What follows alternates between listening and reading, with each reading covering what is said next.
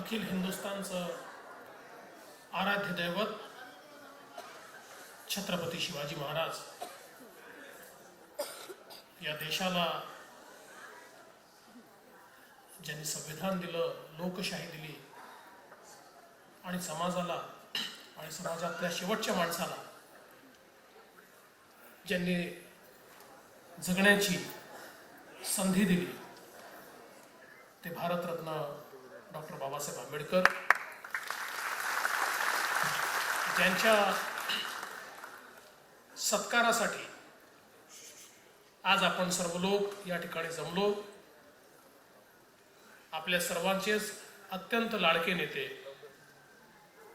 आणि भारत देशाचे सामाजिक न्याय विभागाचे मंत्री आदरणीय रामदासजी आठवले, त्यांच्या सुविद्य पत्नी सीमाताई, मुलगा जीत, या कार्यक्रमाकरता प्रामुख्याने उपस्थित झालेले आमचे सहकारी श्री विनोद तावडेजी, सन्माननीय श्री सुमंतरावजी गायकवाड, सन्माननीय खासदार राहुलजी शेवाळे, भंते राहुल बोधीजी, सन्माननीय अविनाश महातेकरजी, श्री भूपेश थुलकरजी, तानसेन ननावरेजी, राजाभाऊ सर्वदेजी, बाबूराव कदम, गौतमजी सोनवणे, एस यादव, मंचावर उपस्थित सर्व मान्यवर अतिथीगण आणि या ठिकाणी उपस्थित सर्व भगिनी आणि बंधूंनो, मी सर्वप्रथम या महाराष्ट्रातला आपला प्रतिनिधी म्हणून आपल्या सर्वांच्या वतीनं माननीय आठवले साहेबांचं मनपूर्वक अभिनंदन करतो.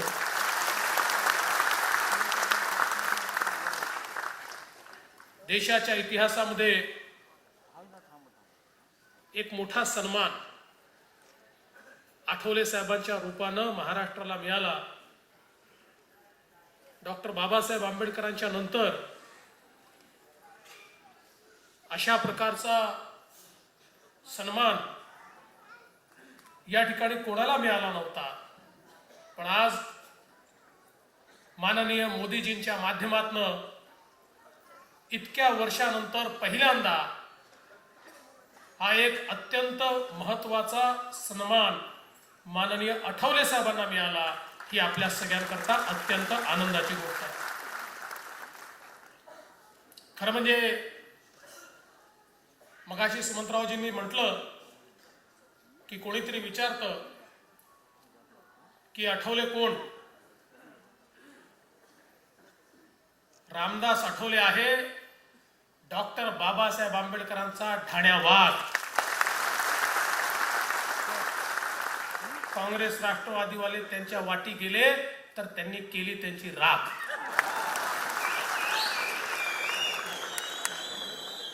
आठवले साहेबांसोबत बसलं की असो आपण एक कविता करायला लागतो. खरं म्हणजे ज्यावेळी आठवले साहेबांनी हा निर्णय घेतला की महायुतीच्या सोबत यायचं, एक अत्यंत कठीण अशा प्रकारचा निर्णय होता. आणि त्यावेळी आठवले साहेबांनी आम्हाला सांगितलं की हा निर्णय मी स्वतः करता घेत नाहीये. मला हे माहिती आहे की या निर्णयानंतर काही लोक मला टार्गेट करायचा प्रयत्न करतील, पण इतके वर्ष ज्यांच्या सोबत मी राहिलो त्यांनी समाजाला जो न्याय द्यायला पाहिजे तो न्याय दिला नाही. समाजाचा वोट बँकेकरता वापर केला, पण निवडणुका संपल्यानंतर कधीच समाजाकडे मागे वळून पाहिलं नाही. आणि म्हणून मी आता ठरवलंय एक पर्यायी राजकारण मी उभं करणार आहे. एक असं राजकारण मी उभं करणार आहे की ज्या लोकांना वाटतं की आमच्याकडे पर्यायच नाहीये आणि त्यामुळे आम्हाला कसंही ओढून देता येतं, त्यांना मी दाखवून देणार आहे की आमच्यात शक्ती आहे, आमच्यात पर्याय आहे, आम्ही पर्याय उभा करू शकतो. आणि त्यानंतर आठवले साहेबांनी निर्णय घेतला. काही लोकांनी टीका केली. आठवले साहेब पुण्याला गेले, नागपूरला गेले, महाराष्ट्रातल्या वेगवेगळ्या भागामध्ये मोठे मोठे मेळावे आठवले साहेबांनी केले आणि त्या प्रत्येक मेळाव्यामध्ये समाजाने त्यांना पूर्ण पाठिंबा दिला आणि सांगितलं आमचा तुमच्यावर विश्वास आहे, तुम्ही घेतलेला निर्णय हा समाजाकरता समाजाच्या हिताकरता घेतलाय. आणि त्यानंतर खऱ्या अर्थानं या महायुतीची एक वाटचाल त्यांच्या नेतृत्वात सुरू झाली. मला आठवतं माननीय मुंडे साहेब, उद्धवजी, आम्ही सगळे बसलो होतो, मी पक्षाचा अध्यक्ष होतो आणि आठवले साहेबांना राज्यसभेवर पाठवलं पाहिजे. भारतीय जनता पक्षाची एक जागा त्या ठिकाणी निवडून येणार होती, शिवसेनेची एक जागा निवडून येणार होती आणि आठवले साहेबांना जागा द्यायची तर कुठली तरी एक जागा ही पक्षाने सोडली पाहिजे. मुंडे साहेब मला म्हणाले की आज आठवले साहेबांसारखा व्यक्ती हा आपलं सगळं पणाला लावून या ठिकाणी आलाय, चला आपण दिल्लीला जाऊ, आपल्या नेत्यांना सांगू. त्यावेळेस प्रकाश जावडेकर त्या जागेवर खासदार होते, पक्षाच्या नियमाप्रमाणे त्यांना दुसरी टर्म देणं आवश्यक होतं. आम्ही दिल्लीला गेलो, विनोदजी होते, मी होतो. मुंडे साहेबांच्या नेतृत्वामध्ये आम्ही राजनाथजींना भेटलो, मोदीजींना भेटलो, व्यंकय्या नायडूंना भेटलो, अडवाणीजींना भेटलो आणि त्यांना सांगितलं की पार्लमेंटरी बोर्डासमोर आम्ही अशा प्रकारचा प्रस्ताव आणतोय आणि आम्हाला असं वाटतंय की ज्या आठवले साहेबांनी या ठिकाणी आपलं सर्वस्व पणाला लावून आपल्या सोबत येण्याचा निर्णय केला, त्यांना आपण राज्यसभेवर पाठवलं पाहिजे. आणि मला आनंद वाटतो, ते मोदी साहेब असतील, ते राजनाथजी असतील किंवा व्यंकय्याजी असतील, अडवाणीजी असतील, गडकरीजी असतील, सगळ्यांनी तात्काळ त्याला होकार दिला. आणि एवढंच नाही तर स्वतः प्रकाश जावडेकरांना आम्ही भेटलो आणि त्यांना सांगितलं की आज ही अशा अशा प्रकारची व्यवस्था आपण उभी केली पाहिजे, निर्णय घेतला पाहिजे. तेही सहर्ष म्हणाले की आज माझ्यापेक्षा जास्त आवश्यकता आपल्या महायुतीला या ठिकाणी आठवले साहेबांची आहे. आणि एकमताने निर्णय त्या ठिकाणी झाला आणि आठवले साहेब हे राज्यसभेवर त्यावेळी गेले. आणि त्यानंतर या महाराष्ट्रामध्ये महायुतीच्या माध्यमातून लोकसभेच्या निवडणुकीमध्ये एक मोठा झपाटा काँग्रेस राष्ट्रवादी काँग्रेसच्या विरुद्ध एक तुफान सर्व नेते मंडळींनी मिळून त्या ठिकाणी उभं केलं आणि खऱ्या अर्थानं देशामध्ये परिवर्तन झालं. ही गोष्ट खरी आहे की आठवले साहेब यांच्यामध्ये ती शक्ती आहे की ते ज्या बाजूने जातात सत्ता त्या बाजूने जाते. ती सत्ता त्या बाजूने नेण्याचा त्यांची हातोटी आहे. आणि अतिशय निडरतेनं आठवले साहेबांमधला सगळ्यात मोठा गुण जर काही असेल, राजकारणामध्ये अनेक वेळा लोक राजकीय भीतीनं स्पष्ट बोलत नाहीत, पण आठवले साहेब जे मनात आहे ते बोलताना कधी घाबरत नाहीत. जे आहे ते आहे. त्यांच्या खास शैलीमध्ये हसत खेळत पण अतिशय मार्मिक अशा प्रकारचं आठवले साहेबांचं वक्तव्य असतं.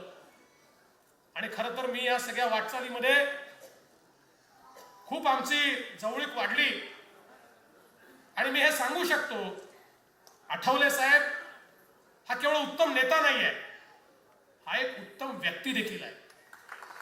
एक व्यक्ती म्हणून त्यांच्यातले जे गुण आहेत ते जवळून पाहायची संधी मला मिळाली.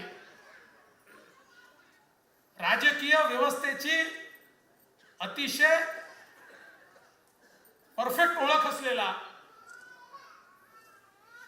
अतिशय चांगलं ज्ञान असलेला, संविधान आणि सर्व विषयांची अतिशय चांगली माहिती असलेला, पण त्याच वेळी आपल्या सहकाऱ्यांवर प्रचंड प्रेम करणारा आणि आपल्या मित्र पक्षांच्या अडचणीमध्ये त्यांच्याकरता धावून जाणारा अशा प्रकारचा नेता हा मी आठवलेजींच्या रूपानं बघितला.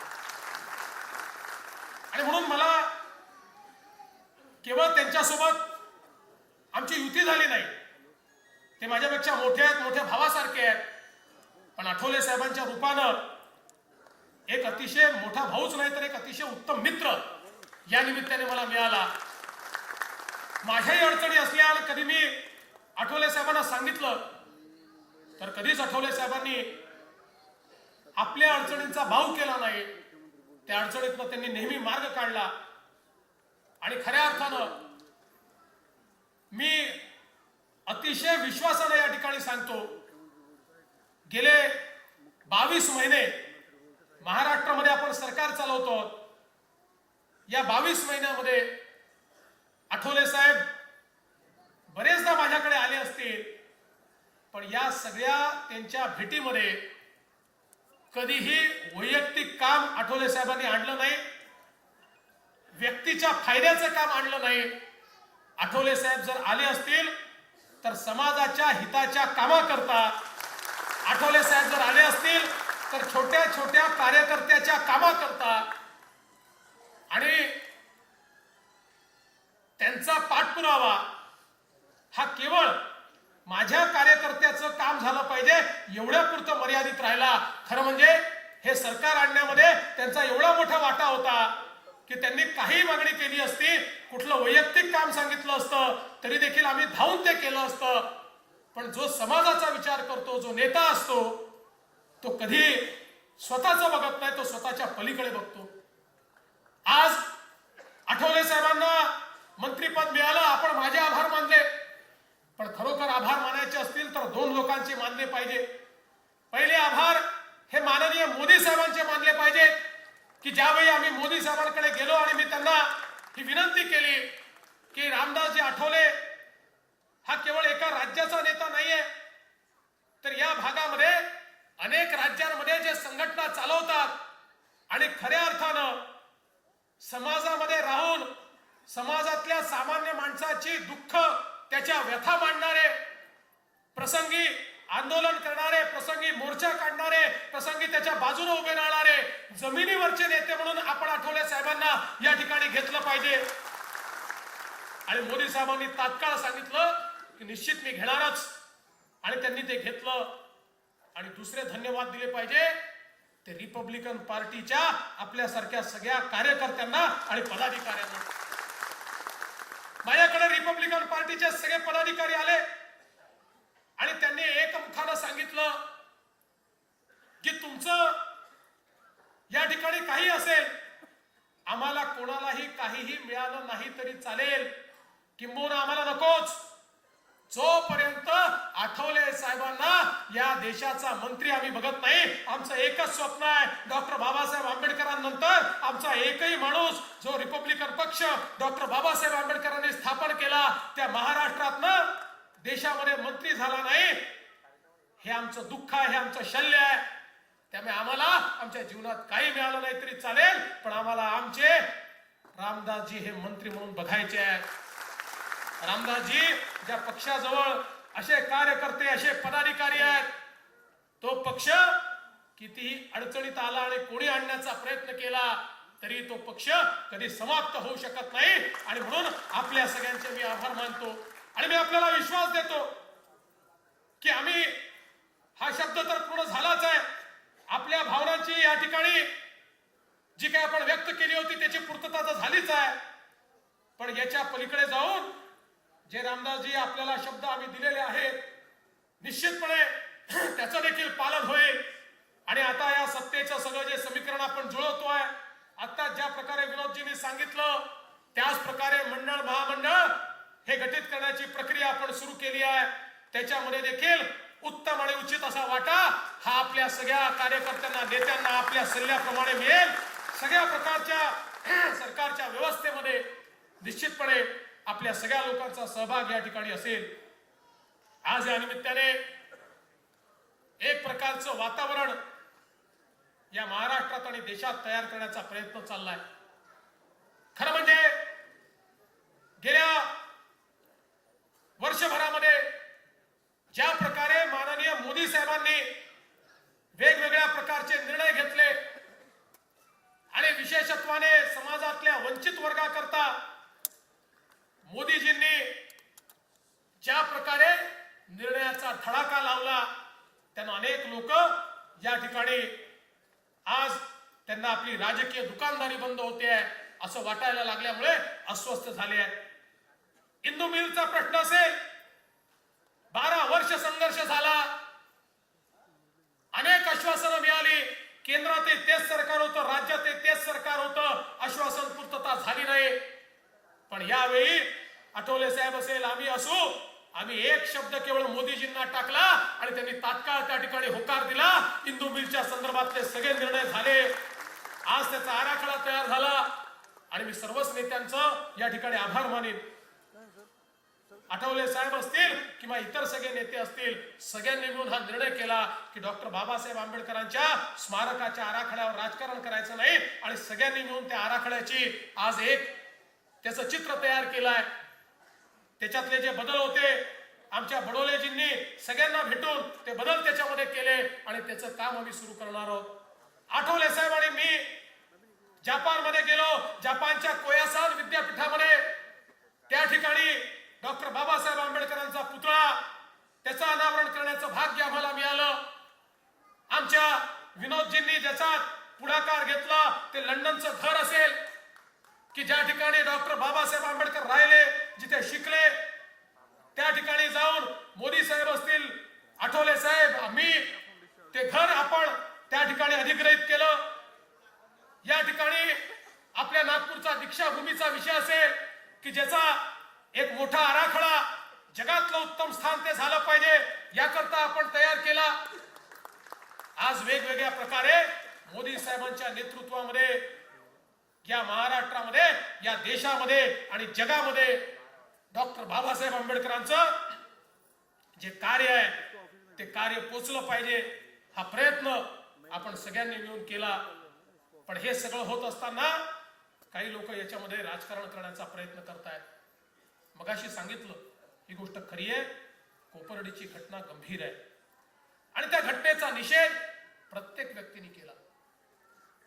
गुन्हेगाराची कुठलीही जात असू शकत नाही, गुन्हेगार हा गुन्हेगारच असतो आणि ज्या प्रकारे त्या ठिकाणी अत्याचार झाला त्याचा पूर्णपणे निषेध हा आपण सगळ्यांनी केला.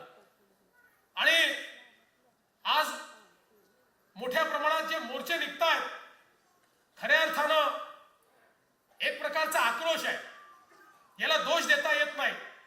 किंवा हे मोर्चे निघतायत याचा कोणीही दुसरा अर्थ काढून घेण्याचं कारण नाही.